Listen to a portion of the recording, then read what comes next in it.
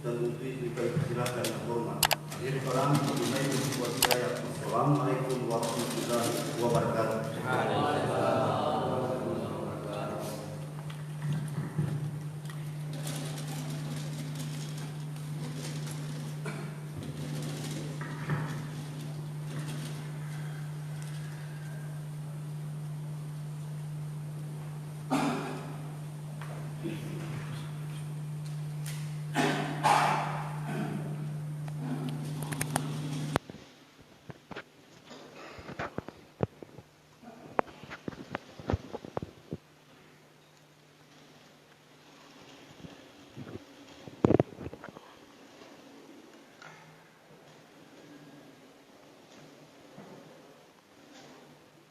Bismillahirrahmanirrahim.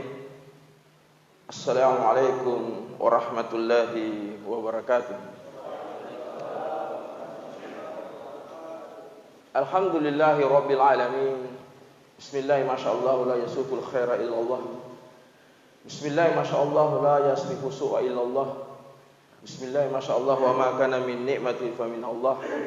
Bismillah masyaallah la haula wa la quwwata illa billah. Asyhadu an la ilaha illallah wahdahu la syarika lah wa asyhadu anna Muhammadan abduhu wa rasuluhu wa la nabiyya ba'dahu. Allahumma shalli wa sallim wa barik ala sayyidina Muhammad wa ala alihi wa ashabihi wa man tabi'ahum bi ihsani ila yaumiddin, amma ba'd. Qala Allah ta'ala fil Qur'anil Karim ba'da a'udzu billahi minasy syaithanir rajim. Ya ayyuhalladzina amanu taqullaha haqqa tuqatih wa la tamutunna illa wa antum muslimun. Sadaqallahul adzim. Sadaqa rasulul karim wa nahnu ala syahidin wasyakirin walhamdulillahi rabbil alamin. Sidang jamaah subuh rahimani wa rahimakumullah. Pertama dan yang paling penting dan yang paling pokok kita goreskan dalam hati kita adalah selalu memuji dan bersyukur atas segala nikmat yang Allah berikan kepada kita. Sepatutnya lah lisan kita ini selalu memuji kepada zat yang memberikan kita kehidupan.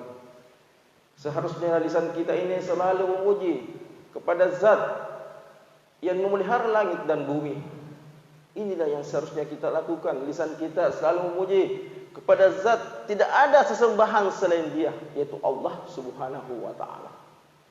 Dan juga marilah kita mensyukuri segala nikmat Allah. Karena nikmat Allah itu bukan hanya berupa materi, bukan hanya berupa materi-materi dunia seperti mobil mewah, rumah bertingkat, jabatan. Bukan itu nikmat Allah. Sesungguhnya rasa cinta Allah kepada seorang hamba, nikmat yang Allah berikan kepada hambanya ketika mencintainya ialah nikmat hidayah. Inilah yang terhebat ketika Allah membimbing kita dalam hidayah. Lihat sekalian jemaah, berapa banyak orang di luar sana yang masih terlelap dalam tidurnya, masih asik dengan selimutnya. Kenapa demikian? Karena tidak ada hidayah. Dan bersyukur pada subuh hari ini Allah memilih kita di antara begitu banyak hambanya, membangunkan kita, melembutkan kita, merespon panggilan Allah Subhanahu wa taala. Hayya 'alas shalah. Dan kita tidak ada keberatan dalam hati kita, ringan langkah kaki kita. Itu karena apa? Bukan karena hebatnya kita. Itu karena hebatnya Allah menolong orang-orang yang beriman. Dan bersyukurlah semoga kita termasuk dalam pertolongan Allah itu, yaitu orang-orang yang beriman. Jadi jangan katakan kita ini hebat dalam beribadah. Hebat kita sholat tahajud, hebat kita puasa Senin Kamis, hebat kita bersedekah. Bukan itu karena kita hebat, itu karena Allah yang menyempatkan kita, menolong kita untuk berbuat seperti itu, memberikan kesempatan untuk taat kepadanya. Itu yang perlu kita tanamkan dalam hati kita. Jangan sombong dengan ibadah kita, jangan sombong dengan amalan-amalan kita, karena itu bukan kita yang hebat, itu Allah yang hebat. Itu yang perlu kita renungkan dalam diri kita. Dan marilah kita selalu mensyukuri nikmat Allah secara keseluruhan. Jangan kufur satu nikmat. Karena sesungguhnya orang yang kufur satu nikmat saja itu sama dengan azab Allah terhadap hamba itu.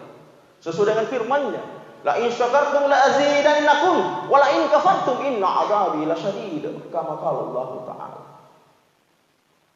Sidang jamaah subuh rahimani wa rahimakumullah. Salam dan salawat kita peruntukkan kepada baginda Rasulullah Muhammad sallallahu alaihi wasallam,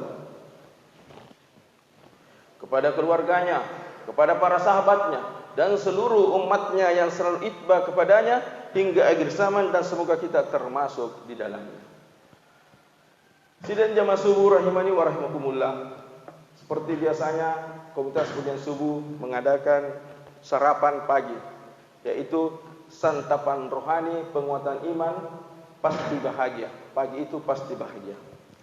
Semoga kita semua ini dirahmati Allah Subhanahu wa taala. Sidang jamaah subuh rahimani wa rahimakumullah. Kami diberikan tema oleh panitia itu bagaimana itu solat, fadilah solat. Tapi sebelum kita mengetahui apa manfaat solat, apa keutamaan solat, apa faedah solat dalam diri kita yang tidak dimiliki, yang tidak diberikan oleh Allah kepada orang-orang yang tidak solat. Yang diberikan ini hanya untuk orang-orang yang solat. Jadi yang tidak solat tidak diberikan ini, sesuai dengan firman Allah Subhanahu wa taala. Tapi mari kita dulu dengarkan beberapa hadis dan firman Allah Subhanahu wa taala tentang salat ini. Sesuai dengan firman-Nya surah Al-Baqarah, A'udzubillahi minasyaitonir rajim, wa aqimus sholata wa atuz zakah warka'u ma'ar raki'in. Dan dirikanlah salat, tunaikanlah zakat, dan rukulah bersama orang-orang yang ruku. Jadi kita dirikan salat, disuruh bersama orang-orang yang ruku. Kalau laki-laki seharusnya wajib hukumnya untuk, seharusnya kalau tidak ada uzur, wajib hukumnya untuk sholat di masjid, bukan di rumah. Ini untuk seorang lelaki, untuk sholat wajib. Bukankah berapa banyak kisah yang kita dengarkan ketika orang buta bertanya kepada Rasulullah sallallahu alaihi wasallam, "Ya Rasulullah, saya tidak mempunyai orang yang menenten saya untuk ke masjid. Saya ini orang buta, apakah saya bisa sholat di rumah?" Ketika itu Rasulullah sallallahu alaihi wasallam membiarkannya. Namun ketika perjalanannya meninggalkan Rasulullah, dia memanggil kembali, "Hai orang buta, apakah kamu dengarkan azan? Apakah kamu mendengarkan panggilan Allah?"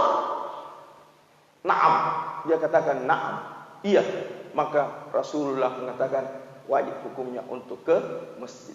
Orang buta, Pak.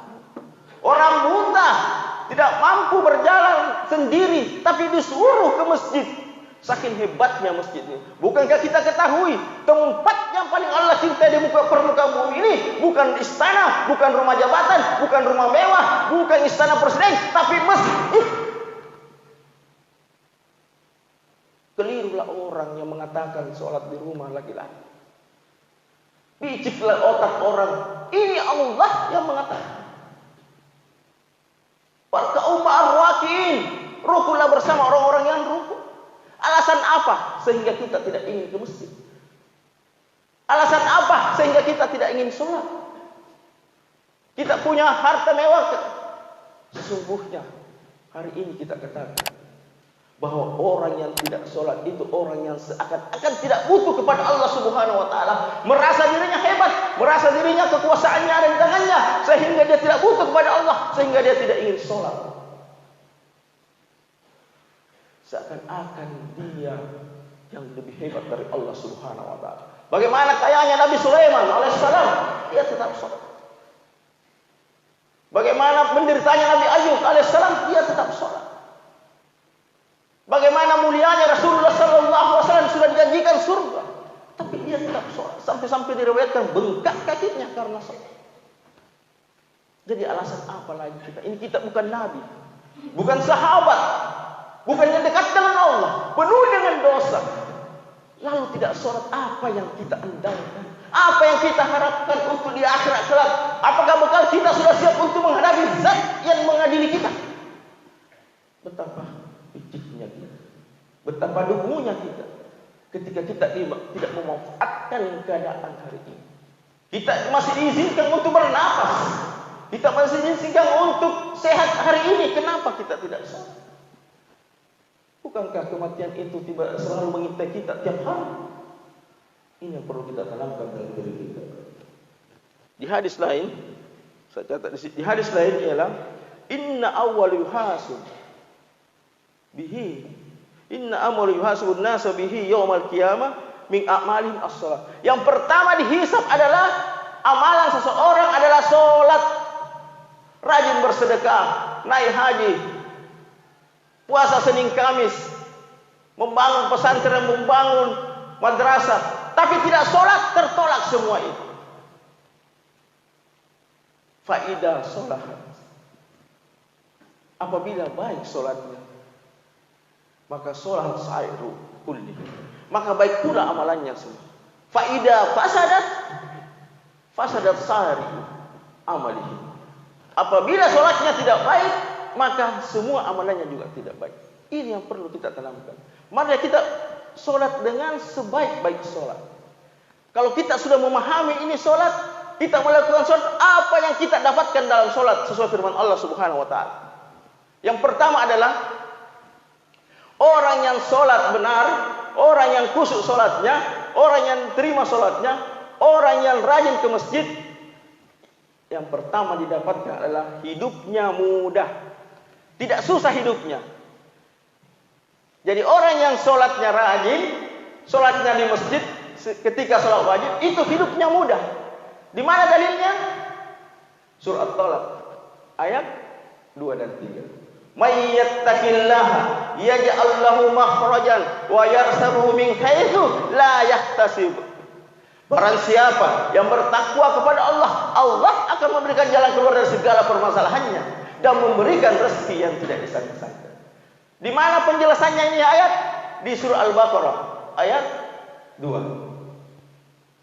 Dzalikal kitabu la raiba fihi hudan lil muttaqin alladzina yuqimunas shalah. Telah turun kitab petunjuk bagi orang-orang yang bertakwa, alladzina yuqimunas shalah, orang-orang yang mendirikan salat. Jadi orang yang takwa itu adalah orang yang mendirikan salat. Jika kita sudah salat, maka kita sudah bertakwa kepada Allah. Orang yang bertakwa kepada Allah yaitu hidupnya mudah. Segala persoalannya pasti ada jalan keluar. Banyak pinjam tak sholat, Ki. Susah anak tak sholat, Ki.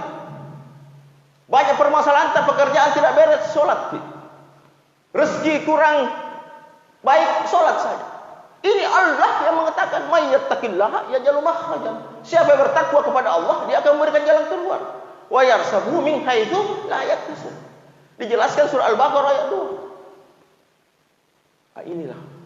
Jadi orang yang sholat adalah orang yang akan mendapatkan kehidupan yang lebih mudah. Saya catat lagi sini. Ada lagi yang kedua, bagaimana orang-orang yang sholat itu adalah tenang hatinya. Ala bidzikrillahi tatma'innul qulub.